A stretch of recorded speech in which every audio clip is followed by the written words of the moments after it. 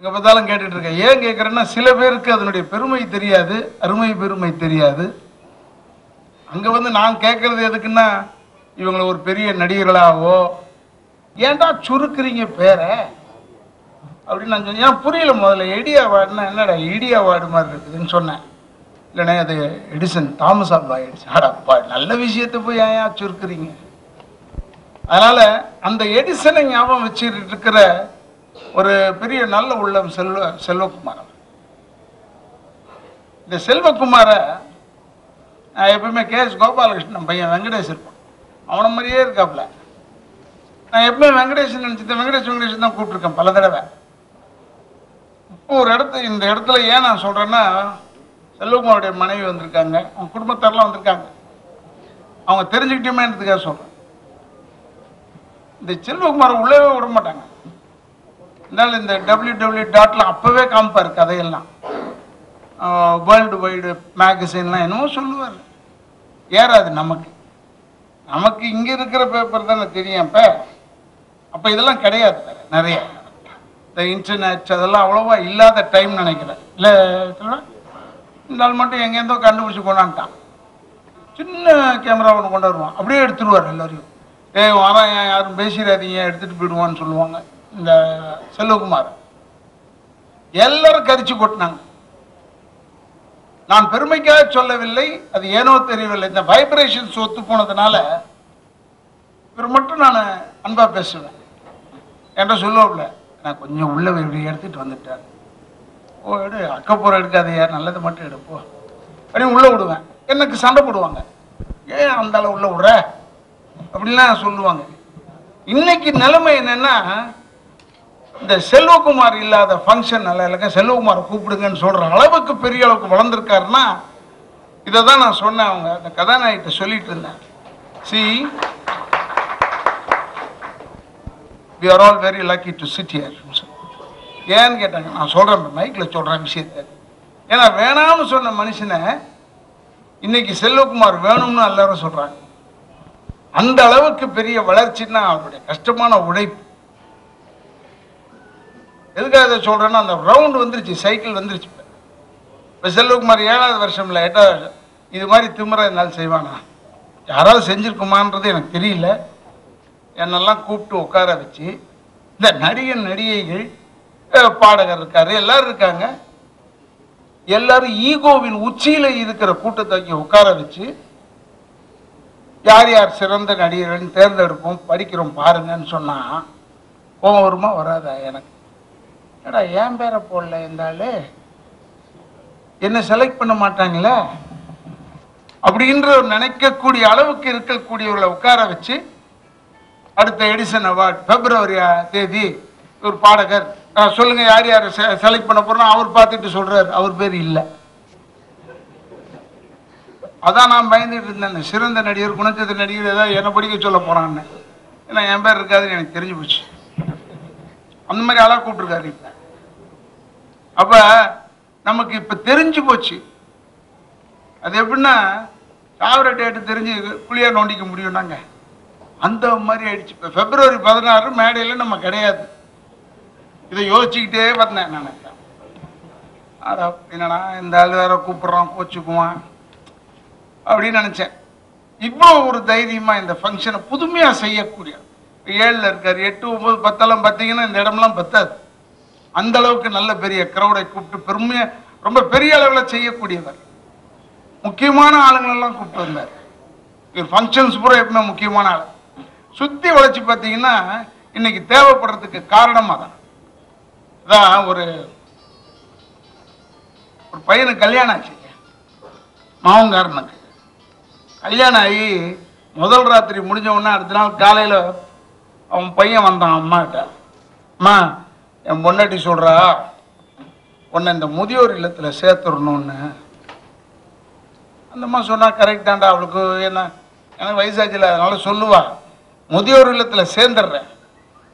ஒரே விஷயம், இப்போ தான் கல்யாணம் ஆச்சு உனக்கு ஏதாவது குழந்தை இந்த புழுவோ பூச்சி அதை பார்த்துட்டு போய் சேர்ந்துடுறேன். இவன் போய் பொண்டாட்டிகிட்ட சொன்னான், அம்மா புழுவை பூச்சி பார்த்துட்டு எங்கள் அம்மா சேர்ந்துடுறேன்னு சொல்கிறாங்கன்னு வேலையை வேகமாக ஆரம்பிச்சிட்டாங்க.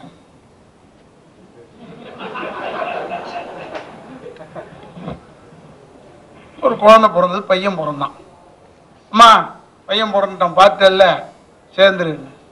முதல் பேரண்டா, அவன் கொஞ்சம் படிச்சு கிடிச்சு, இதை கொஞ்சம் குறைச்சிக்கிறேன், டைம் இல்லை, கொஞ்சம் படிச்சு கிடிச்சு முடியட்டும், அதை பார்த்துட்டு போயிரு. சரி நான் படித்தான் கிடிச்சான் அப்படி இருக்கணும்னா டாக்டர் ஆகிட்டான். ஏம்மா டாக்டர் பட்டம் வாங்கிட்டான்ல, நீ போய் சேர்ந்துருன்னு அப்போ சொல்கிறான் அவங்காரன். சரிடா முதல் பேரன், அவன் கல்யாணத்தை பார்த்துட்டு நான் போயிடுறேன். சரிண்ணா சீக்கிரமாக கல்யாணத்தை பண்ணி வைன்னு சொல்லிட்டு பொண்டாட்டிக்காரி சொன்னான். மறுமலைக்க சொன்ன உடனே கல்யாணத்தை பண்ணி வச்சிட்டாங்க.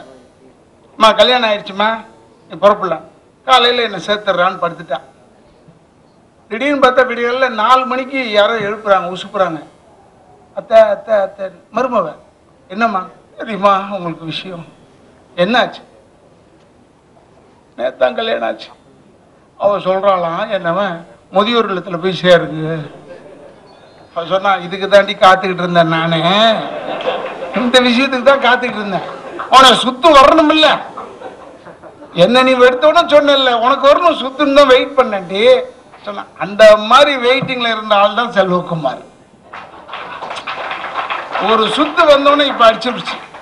நீங்க வேணா பாருங்க, அடுத்த தடவை இந்த எடிசன் அவார்டு செலெக்ஷன் நடக்க போகுதுன்னு சொல்ல போறாங்க, ஓட்டு போட போறாங்கன்னு.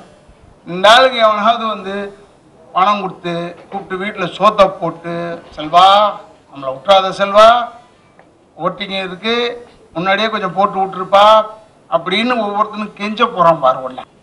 அதோட என்ன செய்வாங்கன்னா, என்னை வந்து கூப்பிடியா ஃபங்க்ஷனுக்கு, நான் அனௌன்ஸ் பண்றேன், ஆனா என் பேர் இருக்கணும் அதில். ஏதோ ஒரு விஷயத்துல நீ மாட்டிக்க போற, அது மட்டும் ஞாபகம் வச்சுக்க. ஏன்னா இது வந்து சின்ன ஃபங்க்ஷன், இப்ப பாக்குறதுக்கு திருக்குறள் மாதிரி, இது 2 லைன் அர்த்தம் பெருசு. அதுக்காக சொல்றேன். நானும் இன்னொரு ஃபங்க்ஷன் போயிட்டு தான் வந்தேன். பொங்கல் விழான்னு ப்ரொடியூசர் கவுன்சிலில் பண்ணாங்க. தமிழ் ப்ரொடியூசர் கவுன்சிலில் இன்னொரு சின்ன ஒரு பெரிய குரூப், நிறைய பேர் வந்திருந்தாங்க. அப்போ கேட்டேன், பா நிம்மதியாக இருக்க, இன்டர்நெட் யாரும் இல்லைடாப்பா, கேமராவே 4-5 பேர் தான் ஃபோட்டோ எடுத்தாங்க. இங்கே வந்து பார்த்தா கொசன்னு இங்கே இருக்காங்க. அதுதான் செல்வகுமாரின் வெற்றி. பத்திரிகைகளை இங்கே பார்த்தோம் பாருங்க, அதிகமாக செல்வகுமாரின் வெற்றி. ஏன்னா ஆல் இன்டர்நெட் பீப்புளுக்கு சொல்கிறேன், இவ்வளோ கேமரா இங்கே வந்து இடம் கொடுத்துருக்காங்கன்னா அதுக்கு காரணம், முதல் காரணம் யாருன்னா இந்த ஆள் தான். உங்களுக்கு கர்த்தாவே இந்த ஆள் தான், செல்வகுமார் தான்.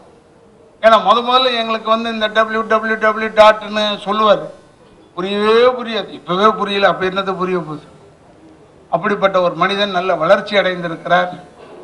அதனால் இவரை வந்து இந்த எடிசன் இதெல்லாம் எந்த நேரத்தில் என்னை கூப்பிட்டாலும் நான் வந்துட்டு தான் இருப்பேன். ஏன்னா செல்வாக்கு நான் என்னுடைய ஒரு சகோதரன் மாதிரி, அதனால் வருவேன். என்ன எனக்கு ஒன்று பிடிக்காதுன்னா, இந்த எங்களோட நல்லா ட்ரெஸ் பண்ணிட்டு வருவோம்.